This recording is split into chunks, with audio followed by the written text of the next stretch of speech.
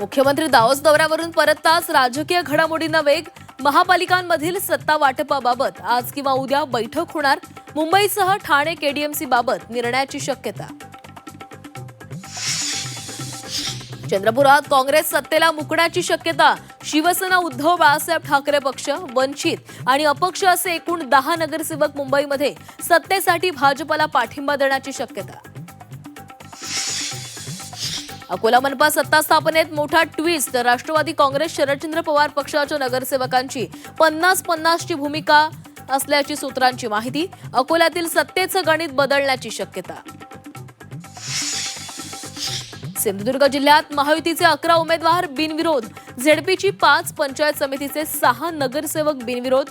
पालिका मनपानंतर झेडपीतही बिनविरोधचा सिलसिला कायम. केंद्रीय गृहमंत्री अमित शहा नांदेड दौऱ्यावर. शिखांचे 9वे गुरु तेग बहादूर यांच्या शहीद दिनानिमित्त आयोजित हिंददी चादर कार्यक्रमाला राहणार उपस्थित. शेतकरी कर्जमाफीच्या मुद्द्यावरून बच्चू कडू आक्रमक. 30 जूनपर्यंत शेतकरी कर्जमाफीचा निर्णय घ्या, अन्यथा राज्यात एकही रेल्वे फिरू देणार नाही. बच्चू कडूंचा सरकारला इशारा. आदिवासी बांधव आणि शेतकऱ्यांचं लाल वादळ आज नाशिक जिल्हाधिकारी कार्यालयावर धडकणार. जिल्हाधिकाऱ्यांची चर्चेतून तोडगा न निघाल्यास मुंबईकडे कूच करणार. रायगड जिल्हा परिषद निवडणुकीमध्ये दुबार मतदानाचा धोका. जिल्ह्यातील मतदार यादीत 36,000हून अधिक दुबार मतदार.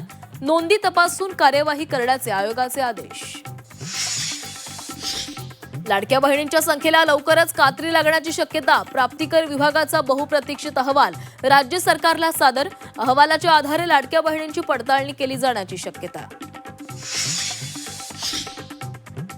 संभाजीनगर जिल्ह्यात 6 अर्भकांच्या जन्मामागे एकाचा गर्भपात. 1000 मुलांमागे 931 मुलींचं प्रमाण. एप्रिल ते डिसेंबर 2025 दरम्यानची आकडेवारी समोर.